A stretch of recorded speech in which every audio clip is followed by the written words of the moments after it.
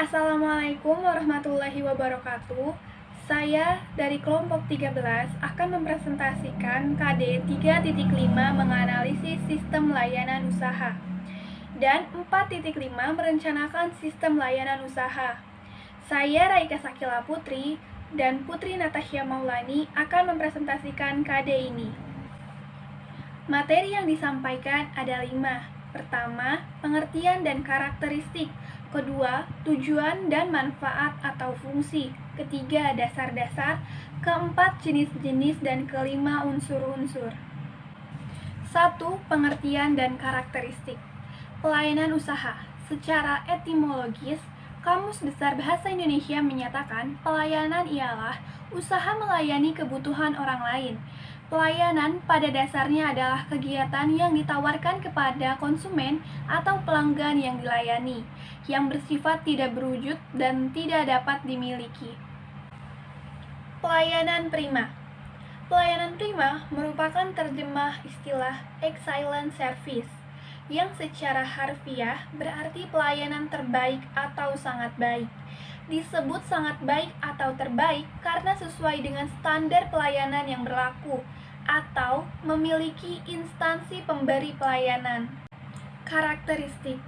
Pelayanan bersifat tidak dapat diraba, tindakan nyata dan tindakan sosial, kegiatan produksi dan konsumsi dalam pelayanan tidak dapat dipisahkan secara nyata, karena pada umumnya terjadi dalam waktu dan tempat bersamaan.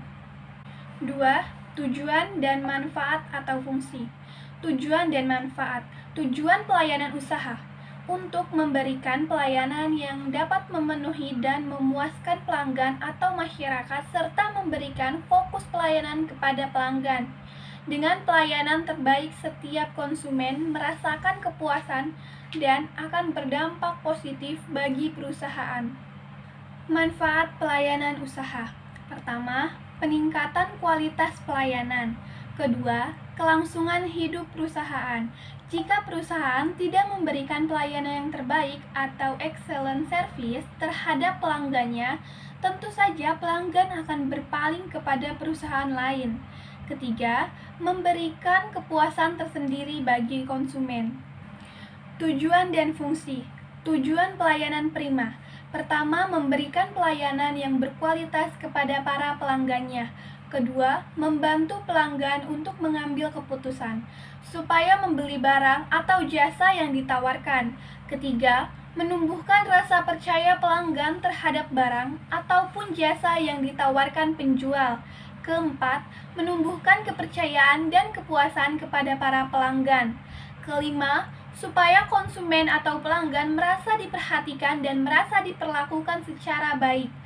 Keenam, untuk menumbuhkan dan mempertahankan loyalitas konsumen supaya tetap membeli barang atau jasa yang dijual. Tujuan dan fungsi. Fungsi pelayanan prima. Pertama, untuk melayani pelanggan dengan ramah, tepat, dan cepat sehingga pelanggan merasa puas. Kedua, untuk menciptakan suasana di mana konsumen merasa diperhatikan dan dianggap sangat penting bagi perusahaan. Ketiga, untuk menciptakan pangsa pasar yang lebih baik lagi terhadap produk ataupun jasa yang dijual. Keempat, untuk memuaskan pelanggan supaya tetap menggunakan produk maupun jasa perusahaan. 3. Dasar-dasar pelayanan. Dasar-dasar pelayanan. Pertama, berpakaian serta berpenampilan bersih dan rapi. Kedua, penuh percaya diri, akrab, dan penuh senyuman. Ketiga, menyapa dengan lembut dan menyebutkan nama bila karyawan sudah mengenal.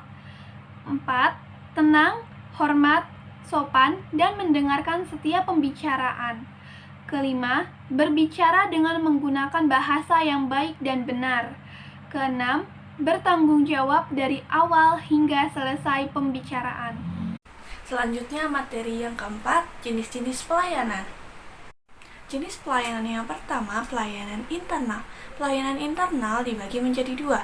Yang pertama, pelayanan vertikal, yaitu pelayanan dari pimpinan atau manajemen kepada anggota organisasi.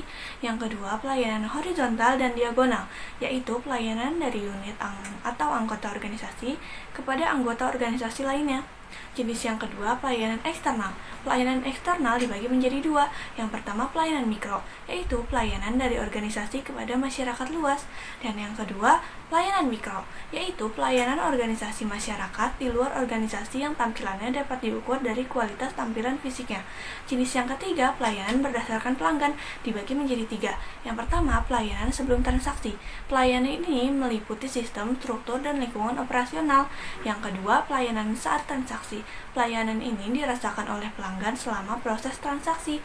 Dan yang ketiga, pelayanan setelah transaksi. Pelayanan ini dinikmati pelanggan setelah transaksi berlangsung. Dan yang terakhir atau jenis yang keempat adalah pelayanan berdasarkan bentuk. Pelayanan ini dibagi menjadi tiga. Yang pertama, layanan dengan lisan. Pelayanan ini dilakukan oleh petugas-petugas di bidang hubungan masyarakat, bidang pelayanan informasi, dan bidang-bidang lain yang tugasnya memberikan penjelasan kepada siapapun yang memerlukan.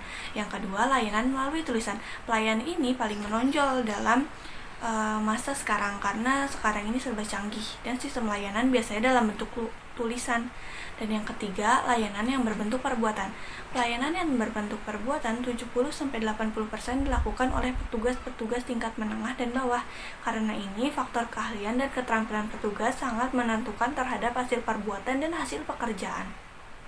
Dan materi yang kelima adalah unsur-unsur pelayanan. Unsur-unsur pelayanan dibagi menjadi 5.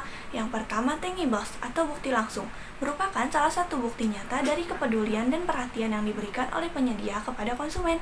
Yang kedua, reliability atau keandalan, yaitu kemampuan perusahaan untuk melaksanakan jasa sesuai dengan apa yang telah dijanjikan secara tepat waktu. Yang ketiga, responsiveness atau ketanggapan, yaitu kemampuan perusahaan yang dilakukan oleh karyawan langsung untuk memberikan pelayanan dengan cepat dan tanggap. Yang keempat, assurance atau jaminan, berkaitan dengan kemampuan pengetahuan, kesopanan, dan juga sifat yang terpercaya. Dan yang kelima atau yang terakhir, empati. Empati adalah sebuah bentuk dari kemampuan perusahaan yang dilakukan oleh karyawan untuk memberikan perhatian kepada konsumen secara individu. KD 4.5 merencanakan sistem layanan usaha.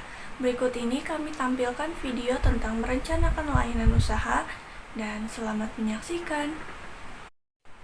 Sekian dari kami, mohon maaf bila ada salah kata atau pengucapan baik yang disengaja ataupun tidak.